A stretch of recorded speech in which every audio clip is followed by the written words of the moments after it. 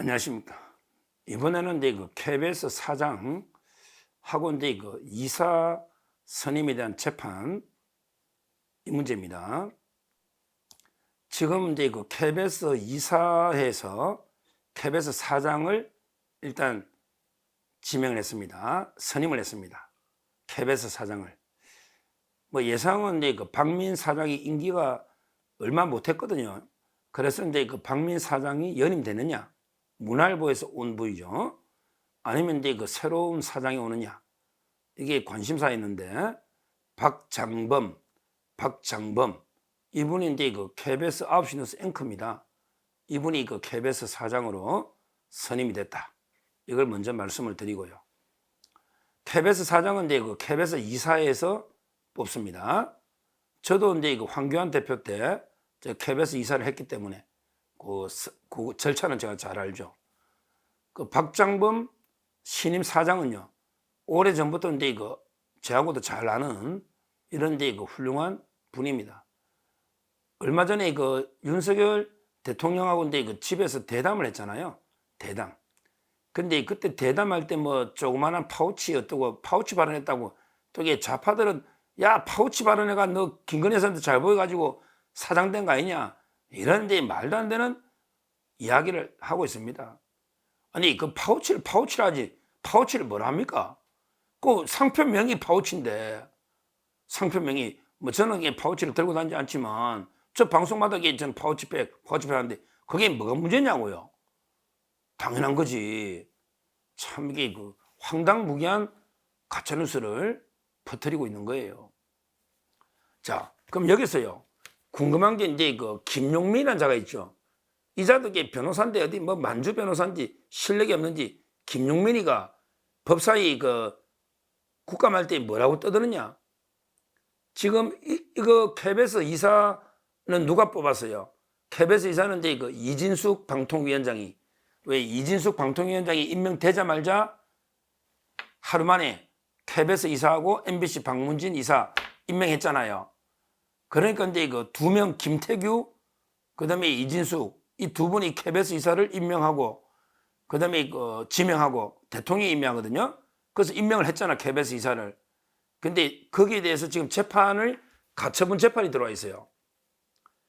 왜 두 명의 방통위원이 두 명밖에 없는데 KBS 이사를 선임한 거는 이게 불법 아니냐?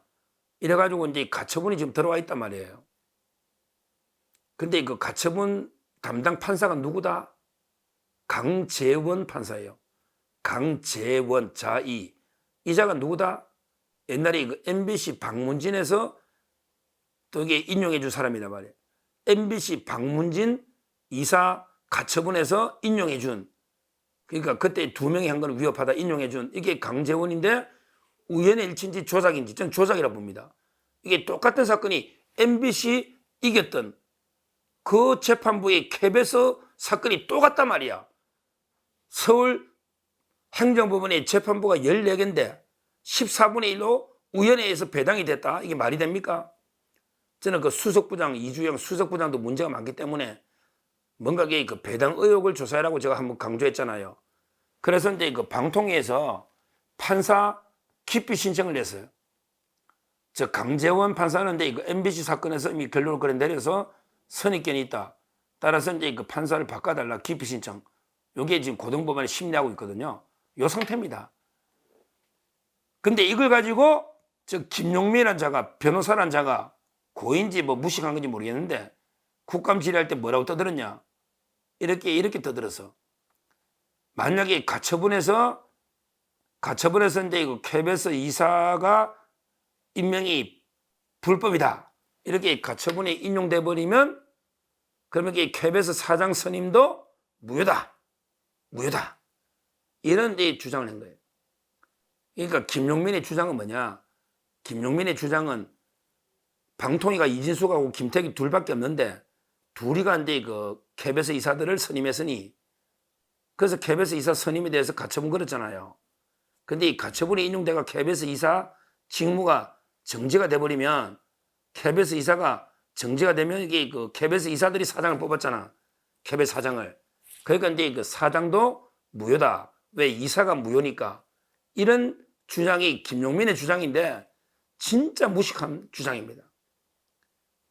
행정소송법 조문 하나만 찾아봐도요 바로 알 수 있죠.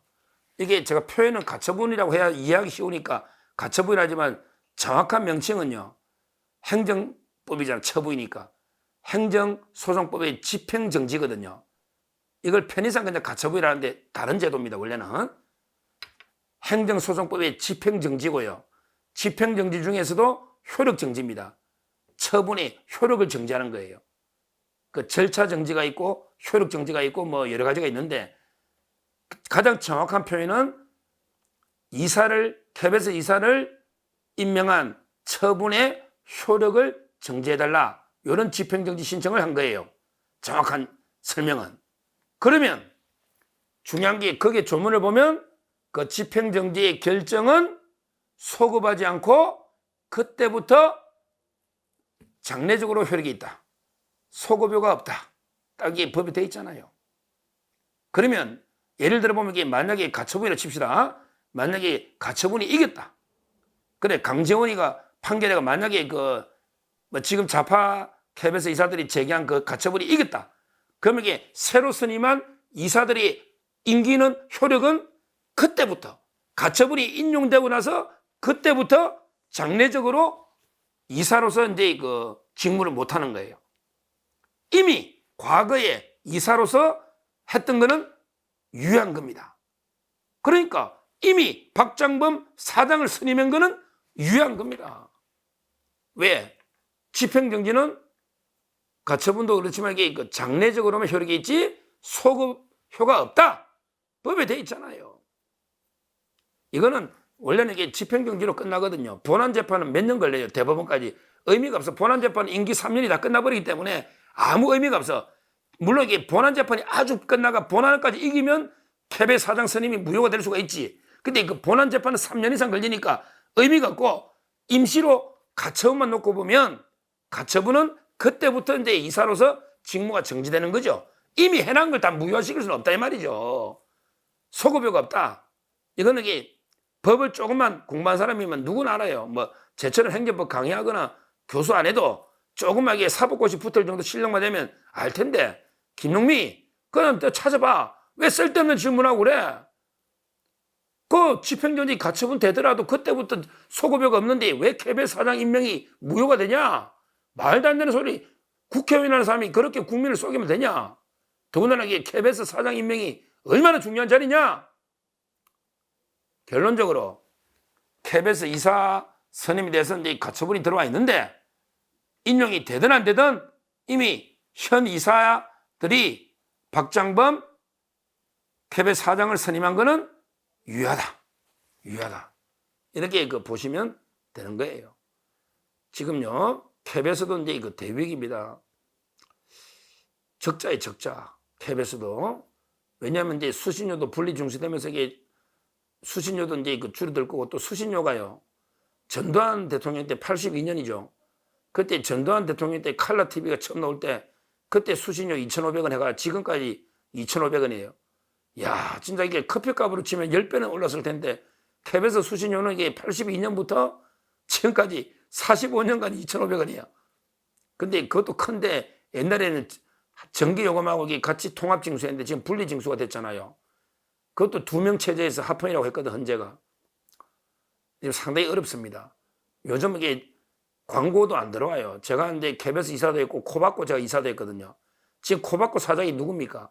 코바코 사장이 배성희하고 따따붙다 하던 민영삼 선배 있죠. 민영삼.